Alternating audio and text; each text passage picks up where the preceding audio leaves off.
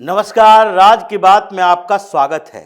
इन दिनों दिल्ली में सियासी सरगर्मी तेज है। राहुल गांधी अपने एजेंडे पर आगे बढ़ते बढ़ते बीच में ही फंसते नजर आ रहे हैं। इंडी गठबंधन की पार्टियों में परेशानी बढ़ी है।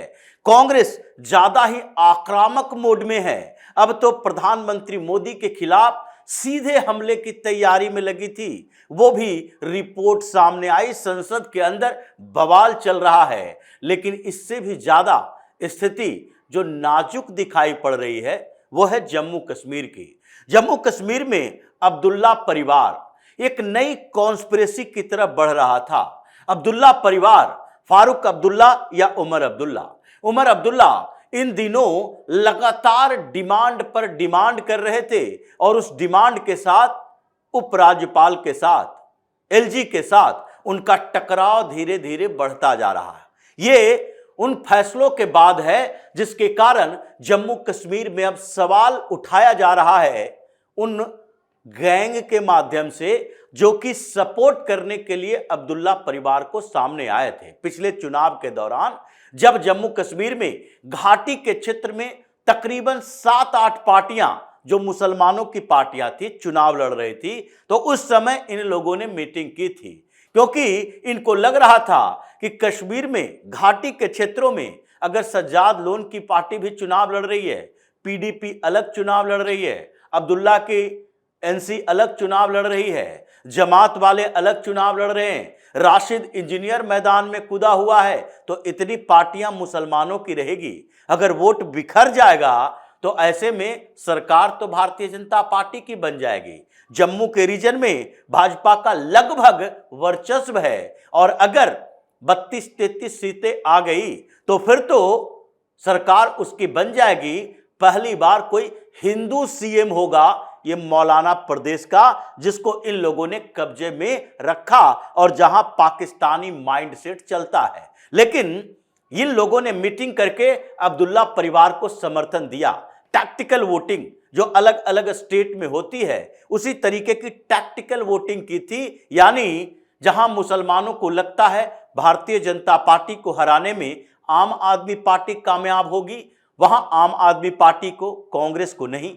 जहां लगता है कि ममता बनर्जी कामयाब होगी वहां ममता बनर्जी को, कांग्रेस को नहीं। जहां लगता है समाजवादी पार्टी कामयाब होगी वहां समाजवादी पार्टी को, और जहां लगता है कि यहां कांग्रेस ही हमारे लिए सबसे बड़ा आधार वाली पार्टी है तो वहां कर्नाटक में, तेलंगाना में सब जगह कांग्रेस को सपोर्ट करेगा।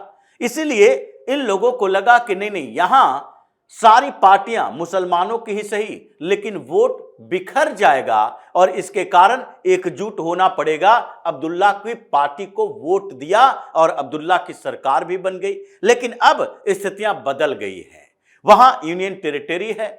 उमर अब्दुल्ला मांग पर मांग करता रहा कि नहीं, पूर्ण राज्य का दर्जा दिया जाए क्योंकि यहां के एडमिनिस्ट्रेशन पर हमारा होल्ड नहीं है। लेकिन इस बीच कुछ फैसले हुए और वो फैसले सामान्य नहीं थे क्योंकि जम्मू कश्मीर में आतंक की जड़ तक पहुंचने के लिए केंद्र सरकार अलग अलग तरीके से स्ट्रेटजी बना रही थी और उसमें इंप्लीमेंट करने के तरीके डेवलप किए जा रहे थे। इसलिए इन स्ट्रेटजी पर काम आगे बढ़ा और अभी जो हंगामा चल रहा है कश्मीर के अंदर, उसी के कारण 3 दिन तक के लिए दिल्ली के इतने हंगामे के बीच, मतलब दिल्ली में अभी संसद के अंदर हंगामा बढ़ रहा है।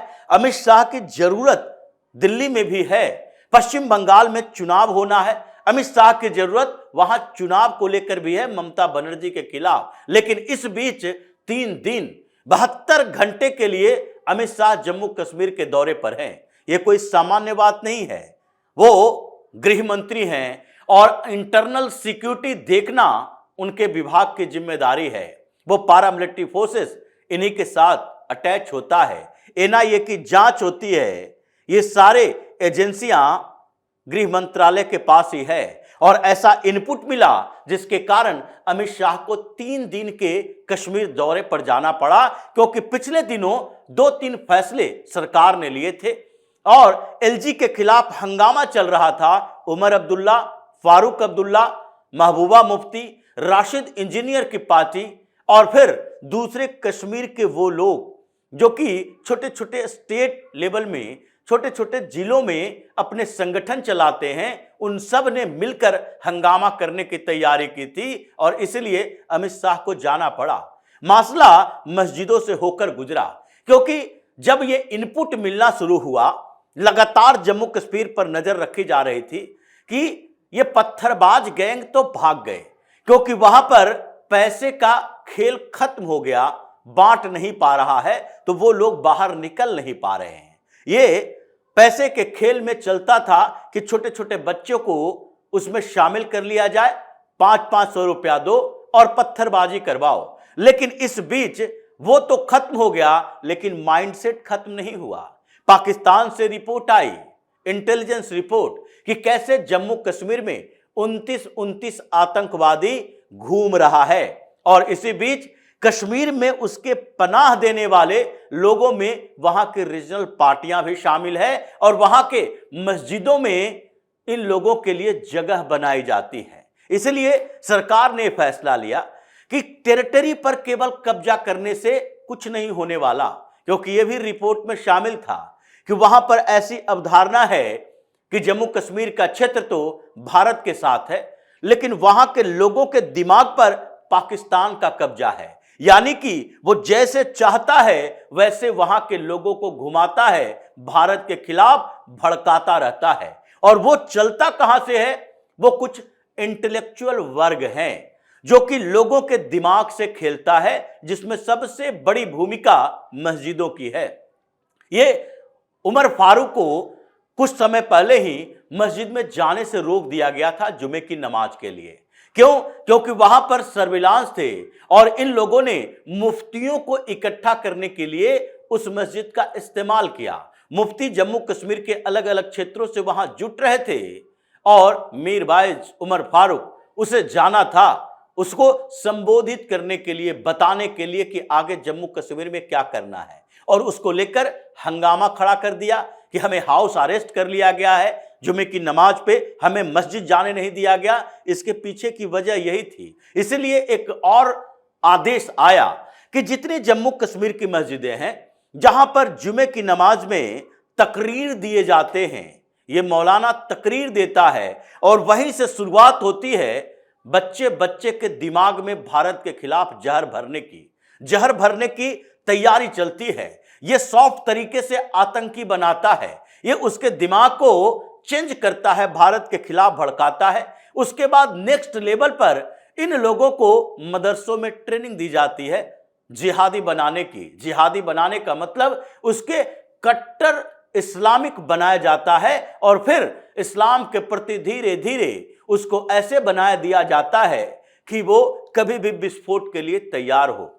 और वहां के बाद वो धीरे धीरे ये गुट तैयार करके लोगों को देखा जाता है, चुना जाता है कि इसमें से ज्यादा कट्टरवादी सोच वाला कौन है। कुछ स्लीपर सेल की तरह काम करता है, कुछ लोग भारत के खिलाफ पाकिस्तान के उन आतंकियों का समर्थन करता है, अपने गांव में पनाह देता है, उसके दिमाग में भी भारत के खिलाफ जहर भरी रहती है, और कुछ डायरेक्ट आतंकवादी बन जाता है। ये पूरा का पूरा सिस्टम, नेटवर्क जो चल रहा है, उसमें कुछ वहां के प्रोफेसर शामिल है, कुछ मस्जिदों के मौलाना शामिल है, कुछ वहां पर काम करने वाले एनजीओ शामिल है, कुछ पत्रकार भी शामिल है, वकील भी शामिल है। और इन लोगों को की लिस्ट तैयार की जाने लगी, जिसको लेकर उमर अब्दुल्ला परेशान हो गया।